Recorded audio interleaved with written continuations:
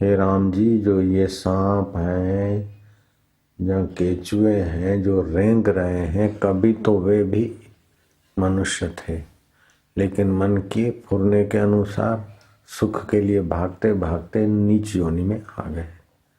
और शास्त्र नेत्रधारी इंद्र होकर जो पूज रहा है वे भी मनुष्य थे। यज्ञ याग और संयम करके उस पद की वांछा से वहां पहुंचे। मनुष्य प्रहार सह लेता है, अग्नि की ज्वालाएं सह लेता है, डंडे सह लेता है, तो पुरने को उल्टाने में क्या। जो संकल्प विकल्प हो रहे हैं, बुद्ध घर छोड़ के गए थे, बहुत कुछ प्रयत्न किया, लेकिन सत्य की प्राप्ति नहीं हो रही थी। आखिर एक सिद्ध पुरुष ने उनको दर्शन दिया और ये युक्ति बताई कि हाथों की हथेली और उंगलियां मिलाकर दबा कर बैठो। पूर्णा शांत होते ही परमात्मा बोध होगा। ये लोग हाथ तो जोड़ते मंदिरों में, लेकिन इसका रहस्य क्या है कि मन के संकल्प शांत हो जाए। हम लोग यूं कर देते, नहीं ऐसा है विधि, कौन है यूं, हाथ यूं, ऐसे नहीं यूं हाथ। तो ये नाड़ियों का प्रभाव पड़ता है, तो मन के स्फुरने भी तो नाड़ियों में होते, मन शांत होगा।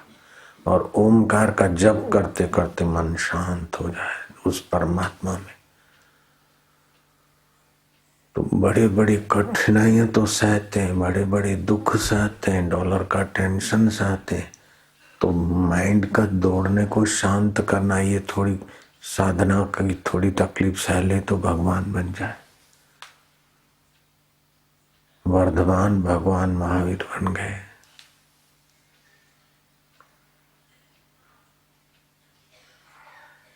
बुद्ध भगवान बुद्ध बन गए। लोग भगवान बोले न बोले, लेकिन भगवान से मिल गए बस। समुद्र में डूब मरे तो भी दुखों से नहीं छूटे। बड़ा अग्नि में प्रवेश करे, जल मरे तो भी दुखों से नहीं छूटेगा। दुनिया का राज पाले तो भी दुखों से नहीं छूटेगा। सब लोग वाहवाही करें और सब जगह बस माओ क्या है होल्डिंग लग जाए तो भी दुखों से नहीं छूटेगा।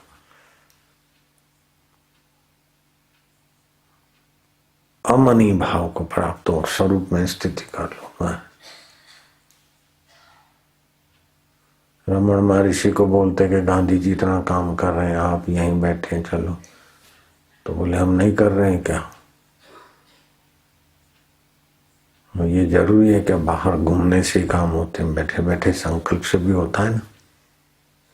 तो जो निसंकल्प महापुरुष है उनके संकल्प में भी बड़ी ताकत होती है। जो उपदेश दे के सुधारते उनकी अपेक्षा मौन रहकर ब्रह्म में टिक के और संकल्प वाला ज्यादा मंगल करते। लेकिन लोगों का स्तर एकदम नीचा आ गया, इसलिए बोलने पर भी नहीं सुधर पाते। कुकर्म का त्याग करे और भगवान की प्रीति की, भगवान से भीख मांगे और नियम पक्का करे, कितना महान बन जाएगा देखते देखते। सर्विस करना, ये करना, वो करना, दो रोटी के लिए सारी जिंदगी खत्म कर दी। Every man is a god but playing the fool. सब भगवत स्वरूप है, लेकिन मूर्खों की नहीं बात भटक। नाक से मजा लो, आंख से मजा लो, जीभ से मजा लो, काम विकास से मजा लो, मजा में ही सजा में गिर जाते। वाहवाही का मजा लो कान से, बस यहाँ से वहां से वहां, फिर थक जाओ, जवानी को खपा दो, फिर बुढ़ापा आ जाए। फै करनू हतो सा ना कियो, पड़ियो मोह के फंद, कह नानक समय रम गयो, अब क्या रोवत अंत। बेटे ऐसे हो गए, संसार में सार नहीं है, प्रमोशन हुआ लेकिन ऐसा।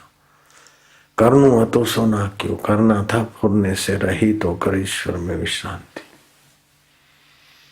और सुंदर तरीका है ये। श्वास ली और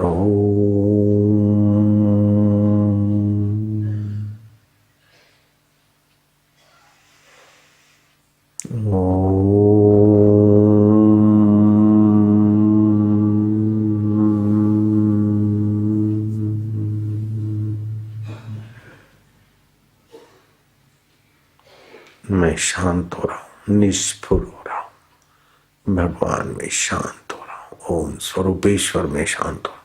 ये भावना करे, बस आधा घंटा रोज करे। सुबह नींद में से उठ के जरा ब्रश करे, दांतों करे, देखो दिन कैसा जाता है। आधा घंटा दोपहर को करे भोजन के पहले, आधा घंटा शाम को करे। ऐसा महान हो जाए कि रोटी तो पीछे पीछे घूमे, पैसे तो पीछे पीछे घूमे।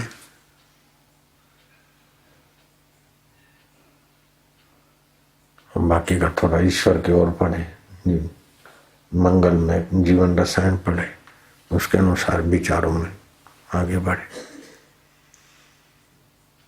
और 120 माला कर ले तो 1 साल के अंदर ईश्वर प्राप्ति। लेकिन अभागी इंद्रियों ने, अभागी मन ने बाहर भटकने की ऐसी गंदी आदत डाल दी कि सुनते हैं, ताली बजाते हैं, इरादा भी करते हैं, लेकिन फिर वही लाटू वही चुग। चाहे 100 जूता खाए, तमाशा घुस के देखेंगे। तमाशा यही है। तुलसीदास की पत्नी ने तो एक बार बोला था, हाड़ मास की देह मामा, मेरे हाड़ मास की शरीर में इतनी प्रीति करते से आदि तो भगवान में करो न अंतरात्मा। वो तो संत बन गया और यहाँ तो रोज लेडीज सैंडल सुंघाती है। फिर भी चाहे 100 जूता खाए, तमाशा घुस के देखेंगे। देखा तो फे हो गए। वरी 5-25 दिन हो गए, वरी रहेंगी गिरी गिर बबलू की मांगी गिरी गिर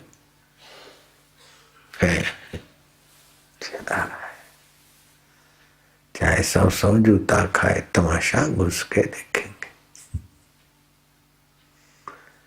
ये फुरना है काम विकार भी, लोभ मोह अहंकार सब फुरने का परिवार है। और आकाश की तरफ देखता रहे।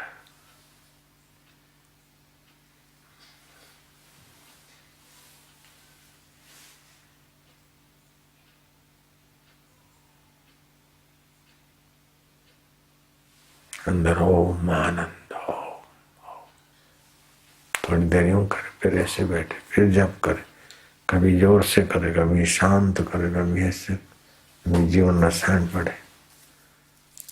महाराज आप ही का ज्ञान मेरे हृदय में प्रकट हो, इसलिए आपको सुनाता हूं।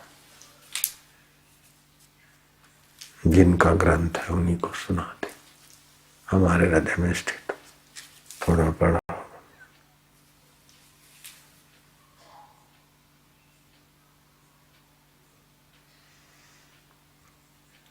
3.5 घंटे रोज जप में लगेंगे।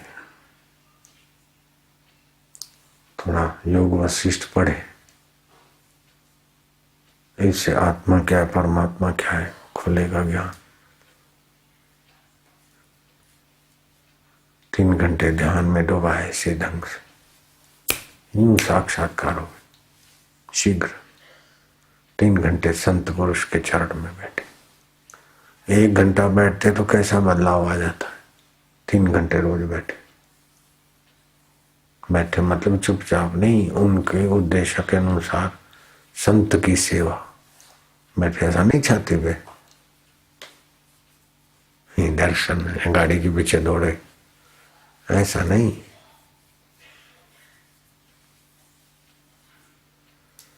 योग वशिष्ठ में आया, एक पैर संतों की सेवा, एक पैर जप, पहर मना 3 घंटे, एक पैर ध्यान, एक पैर शास्त्र विचार, शीघ्र परमात्मा प्राप्ति।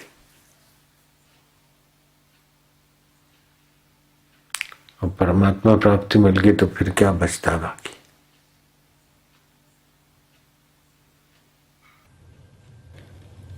हे राम जी, तरंगों के समूह के रण रूपी समुद्र को तर जाने वाले को भी मैं शूर नहीं मानता, परंतु जो इंद्रिय रूपी बड़ी बड़ी तरंगें,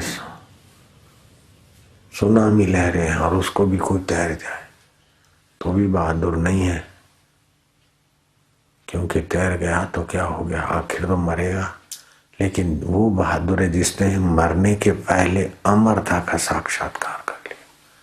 सुनामी लहरों को कोई तैर जाए हाथों से संभव नहीं है, पछाड़ देती। अगर कोई तैर जाए उसको भी हम बहादुर नहीं मानते, बस इसी कहते। बहादुर तो वो है जो अपने मन के स्फुरने को परमात्मा में स्थित कर दे थोड़ा, और यही मेरा आत्मदेव है, ठीक से जान ले। वाह बहादुर है, वो बहादुर है। ऐसी बहादुरी करके दिखा। वो भटकते रहे तितली की नाई, कभी इधर कभी उधर, खप गए जवानी में तो बुढ़ापे में कुछ होने वाला नहीं है। जो जो उम्र बीतेगी त्यों त्यों फिर तो जितना गर्म खून है उतना हो गया तो हो गया साक्षात्कार, नहीं तो फिर बुढ़ापे में अभी जितना बल है दम है शरीर में, कमा लो, पालो, कर लो। जो दिन बीत जाएंगे त्यों योग्यता क्षीण होती जाएगी। ओम ओम राम राम राम। हे राम जी, तरंगों के समूह रूप के रण रूपी समुद्र को तर जाने वाले को भी मैं शूर नहीं मानता, परंतु जो इंद्रिय रूपी समुद्र में मनोवृत्ति रूपी तरंगें उठती है, उस समुद्र को तर जाने वाले को ही मैं शूर मानता हूँ। ऐसी क्रिया अज्ञानी जीव आरंभ करते हैं, जिसके परिणाम में दुख ही दुख होते हैं। ऐसा करते हैं कि परिणाम में दुख ही दुख। शादी कर लो, मकान बना लो, दुश्मन की टांगे तुड़वा दो, देश परदेश में पैसे जमा कर दो और सुखी होंगे। तनाव, टेंशन, बुढ़ापा, कमजोरी, बीमारी और मौत, और क्या मिलता है?